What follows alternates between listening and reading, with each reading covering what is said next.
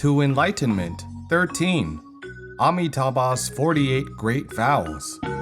The meaning of adornment. The fifth part of the title is adornment.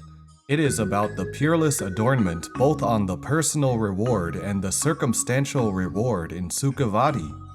The adornment of the personal reward refers to Amitabha and all bodhisattvas in the pure great sea of Sukhavati. The circumstantial reward refers to the material environment of Sukhavati, the environment that they live in. Both are extraordinarily adorned. It is inconceivable. How are these adornments manifested? It is the achievements from the blessings of Amitabha's vows. It is also induced by the pure heart of people like us who recite Amitabha and attain Sukhavati rebirth. These adornments are one part our own effort, moreover, one part Amitabha's blessings, and with which Sukhavati is realized. This is not the case in our Saha world. How is the Saha world manifested? It is manifested by our deluded consciousness. Our hearts are moving and give rise to thoughts. We have discrimination and attachment, thus manifesting the Saha world. Yet there are no delusions, discriminations, and attachments in Sukhavati, so it is called the land of Dharma nature. It is the pure land manifested by our true heart. This pure land is absolutely unimaginable by our cogitation. It is also beyond what our language can express, because this is the land of the Dharma nature. To put it simply, this is accomplished by the boundless merits of Amitabha and adorned by his infinite wisdom. We now recite Amitabha. It also adorns Sukhavati. Thus, the verse of transferring merits states, "May the merit of my practice adorn Buddha's pure land." But what merits can we use to adorn the pure land? We adorn the Buddha land with our precepts, meditation, prajna wisdom, and our pure heart. So when reciting Amitabha, we should recite it concentratedly with single-mindedness, not having wandering thoughts. This kind of recitation will then have merit. We use this merit to adorn the intrinsic pure land of our own self-nature. Sukhavati is thus adorned and realized. The meaning of purity. The sixth part is purity. This purity refers to the environment of Sukhavati. The entire environment of people, occurrences, and physical matter in Sukhavati are pure. What does it mean to be pure? It means being completely free from evil deeds and evil karma. There is no defilement nor pollution. This is called purity. Since Sukhavati is manifested by our own pure heart, we should learn to cultivate a pure heart now. By eliminating the defilement and pollution from our hearts, we will then be able to get to Sukhavati in the future.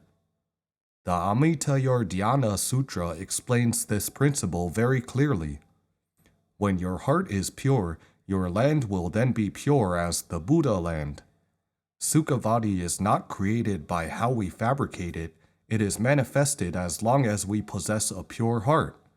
It intrinsically exists in our own self-nature. The meaning of impartiality. The seventh part is the word impartiality of impartiality enlightenment. Impartiality means that all dharmas are originally equal. They are neither differentiated as superior nor inferior or in opposition to each other. As the Diamond Sutra states, all dharmas are impartial, neither superior nor inferior. This refers to the original state of all things. So if we see that there is inequality, this implies that we have delusion, discrimination, and attachment. We have perceived the original state of impartiality as the state of inequality. Buddha's heart is impartial.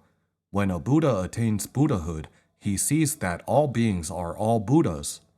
He is neither arrogant nor self-abasing. There is no way that he would give rise to arrogance. Why? Because he knows that there is no difference between him and others. He is neither more nor less than others. The Infinite Life Sutra describes that the bodhisattvas of Sukhavati neither are haughty nor feel inferior.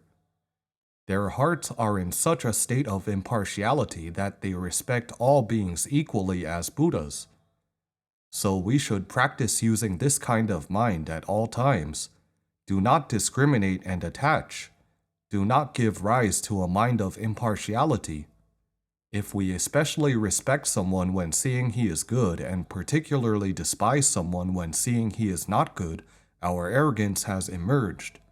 This is partiality. We must know when people have partiality and injustice in their hearts, the land will not be flat and it will even have earthquakes. How does an earthquake occur? Serious partiality induces earthquakes and causes natural disasters.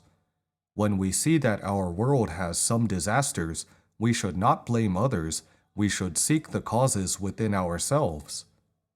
It is the feeling of partiality in our hearts which induces an earthquake to occur in the environment that we are in.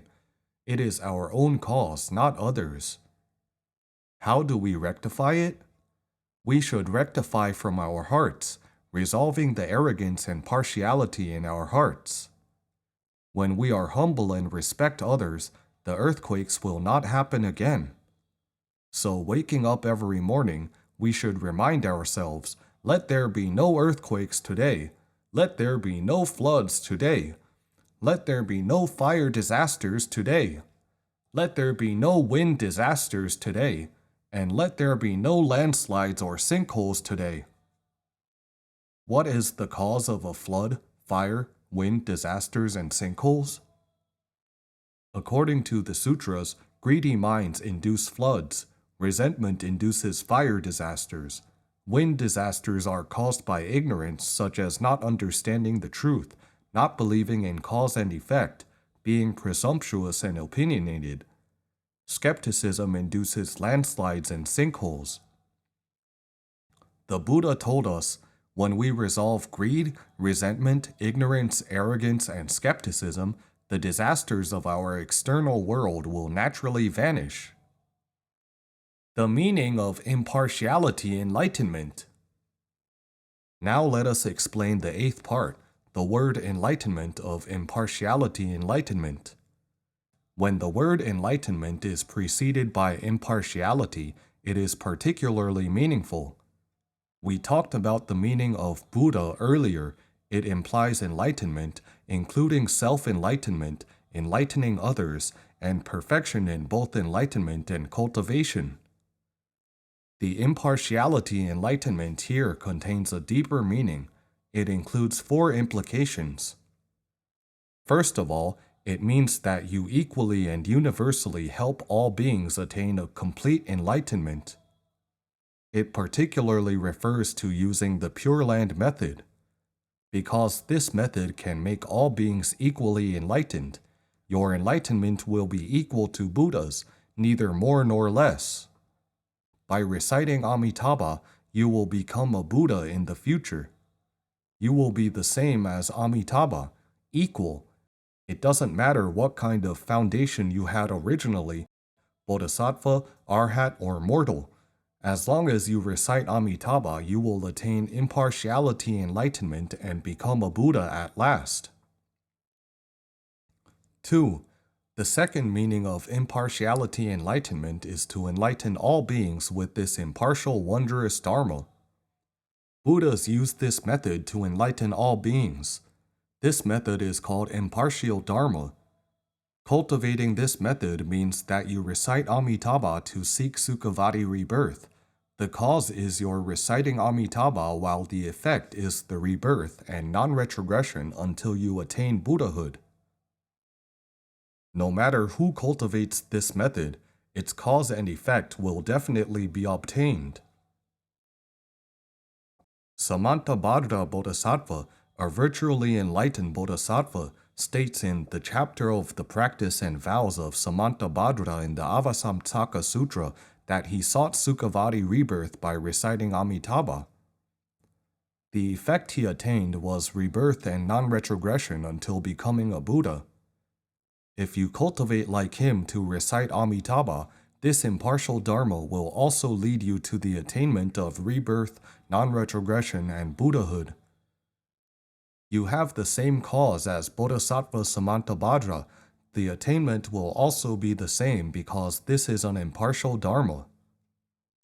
We must understand that it is impossible for us to compare with Bodhisattva Samantabhadra in other areas. He is a virtually enlightened bodhisattva. How lofty! We are mortals with innumerable defilements. Yet under this impartiality dharma, we are all equal. The cause is equal, the effect is also equal. We are not less than him at all. Thirdly, impartiality enlightenment refers to the anuttara samyak sambodhi of Tathagata. The effect after attaining Buddhahood is that you will fully possess the wisdom, virtues, and lakshana of Tathagata. You are equal to Amitabha, equal to all Buddhas in 10 directions. Fourth, this impartiality enlightenment is the name of the teaching master of Sukhavati, which means that another name of Amitabha is impartiality enlightenment. We can affirm from chapter 38 of the Infinite Life Sutra. The Buddha asked Ananda, "Would you like to see the infinite purity impartiality enlightenment?" This suggests that, would you like to see Amitabha? One of Amitabha's names is purity impartiality enlightenment. So we gain purity impartiality enlightenment at the very moment when we can recite Amitabha. Thanks for watching. See you later.